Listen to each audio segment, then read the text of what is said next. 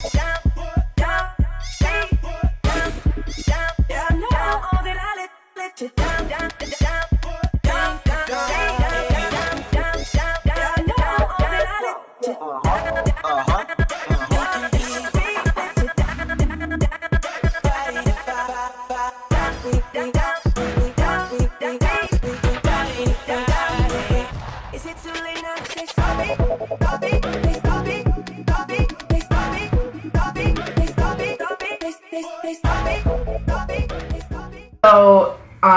if throughout this video I have looked like shaken up, because literally 2 minutes before we went to film, I started dying. Like, I was mid-word, and like, I just felt my throat go like, and like, just airtight, and I like ripped my choker off because I was like, maybe this has something to do with it. Not at all. But like, I just could not, like, I felt my whole throat close. I could not get any air in, and I was like really freaking out. I like bust open the door, and I really thought I was about to die. I did too. Like, honestly, like, we were all really scared because, and could have been a sign from someone being like, don't even post this video. Right. Probably just asthma, but demons, they know we're onto that. We're exposing them. We're like the Charmed sisters. Right, the craft? Or is that something? No, the craft is different. Oh. Hey guys, welcome to my YouTube video. I'm here with Jillian and I'm here with Zizi. And today we're going to be talking about more paranormal videos. Yes. I mean, experiences. Yes. Paranormal, the supernatural. Yes, we're going to be talking about that kind of stuff. Exciting. Jillian will go first. So, I have a few. And like, so my first one is like experience with sleep paralysis. And I was probably like 15 or 16. No, I was 15. It was a little bit before my 16th birthday. And I lived in Long Beach, New York. Shout out New York. Connecticut. So, you know, this was back in New York. And I remember like laying in bed, and my mom was in the other room, and I'm laying in bed, and I open up my eyes, and it wasn't that I was like stuck down, but it was like I didn't want to move, you know, like I just woke up. I was not trying to just get straight out of bed. That like, lazy feeling. You're just like, facts. It's like, you know, I just want to like. Except you don't have a choice this time. Yeah. The choice is gone. But I didn't know the choice was gone yet. Okay. Like, I was still like just like relaxing. Mm-hmm. So like I start to open my eyes, and I guess like in like the corner of my room was like a little bit darker than usual. It wasn't like I saw a figure or anything, but like I heard this high-pitched like screaming. Like this little girl was like screaming bloody murder. And I just start freaking out because I'm like, why is it, who's screaming? Like, where is that coming from? And that's when like I realized I couldn't really move. So I start like screaming to get my mom's attention, but I realized quickly that like, although in my mind I was screaming, nothing was coming out. Like I was just silent. And so I'm screaming, she's screaming, we're all screaming. I'm screaming. And then out of nowhere, I guess it just stopped. And I start actually screaming. My mom bursts in the room and she was like, what is going on? Why are you doing this? And I was just like, did you not hear this little girl? She was like, you were the only person screaming. And that was the only time it happened to me. But it was really scary. It had me shook. I was like, wait, no, because nobody heard screaming. Like, it was just me, and I was fully wide awake. So I really don't know what that was. It's never happened again. Thank you, Jesus. Hopefully, yeah. Knock on wood, like. I'm sure some of it might be science, but like, I feel like it's an otherworldly thing. Yeah. Mm-hmm. Do you want to talk about your... I had a sleep paralysis experience. It's two short ones, though, that they kind of coincide. The first time, I woke up, like, in the middle of the night. I don't know, maybe around, like, 3 a.m. in the morning or something. And I don't know how to say this, dude. Mm-hmm. Like, you felt someone... I felt my dad come in. But, like, you couldn't wasn't- see him. But I couldn't see him. But he wasn't actually there. That was just me who was new. Oh, Both of our wait, minds. no, because I literally thought what you meant was that, like, he actually walked in. No, I hallucinated that whole thing. Okay, so now I'm shook. Now I'm actually shook.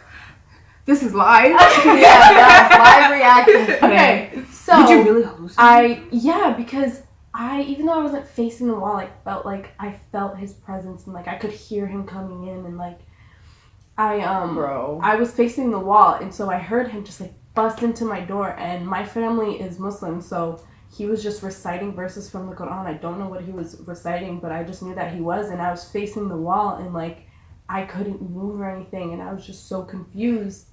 And then eventually he was gone, and I felt like a black figure over me. And so I couldn't move or anything, and then eventually I could move, and obviously, like, I was shook, didn't want to go back to sleep. So, girl, I'm yeah, shook. I would have really- cried. Like, I'm like really You gave me goosebumps, girl. You said started reciting. my heart is like he just busted in reciting it, and I was like, whoa. So another time, again, middle of the night, I wake up and I'm facing the wall again, and I've heard that sleep paralysis, like certain positions can trigger it. Yeah. So I guess that was the position, because that was the same position I was in. You on your side? Yeah, I was facing the wall on my side.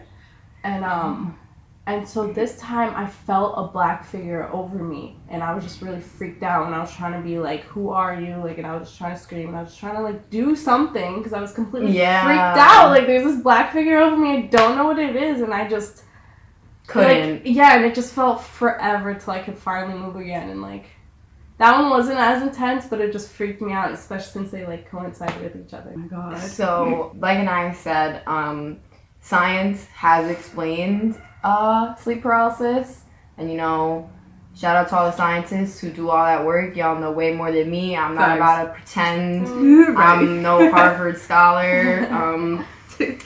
But personally, I believe that sleep paralysis is not, like, I think it's very spiritual, and I think it has so much to do with the other world and the supernatural. And personally, what I really believe is that it's like sleep demons, essentially. So the fact that, like, it was reciting the Quran is, like, really, like, especially because I really believe in the demonic, like, that they're, like, demons, like, who, like, come in the house and, like, really do hold you down. And I'm like, whoa, like, that's...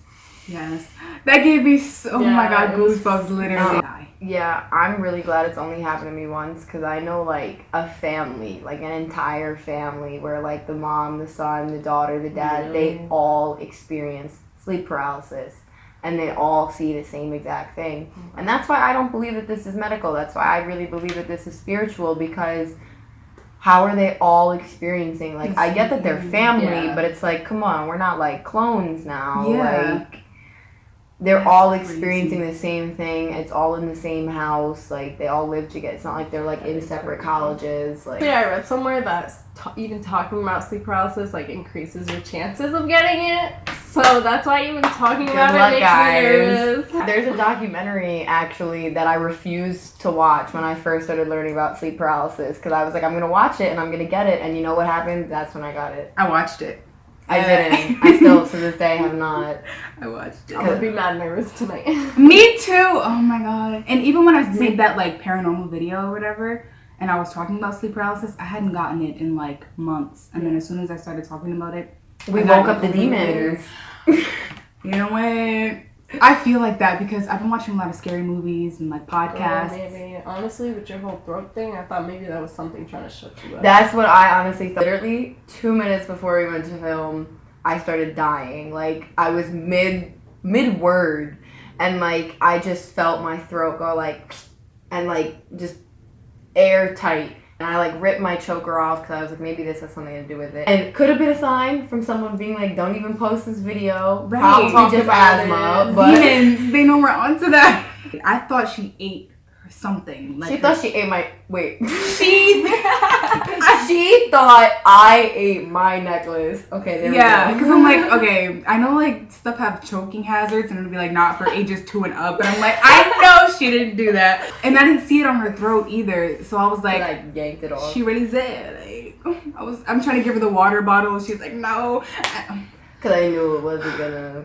I was just shook. I was like, I was trying to like pat her back. I was like, but what can we do right now? What can we do? Like, She said, how do you make "Hands a up." person breathe? Yes! She was like, put your hands up. I was trying to like pat her back, and I'm like, wait, that's not doing anything. So, That's how you gas a baby. I was just happy because I was like, if I pass out right here, right now, like I know I'm not like alone. Like picture if I was like alone at home, dude, and that happened. Okay, that took Okay. a really horrible turn. So speaking of death, now that we've like gotten there, I grew up in a household that always had witchcraft involved in it. Not through my mother, through my sister, but you know, growing up around that, I feel like it really like helped my intuition blossom and grow. And my intuition's very sensitive. I'm a very intuitive person, and using this profoundly strong intuition of mine, I have predicted some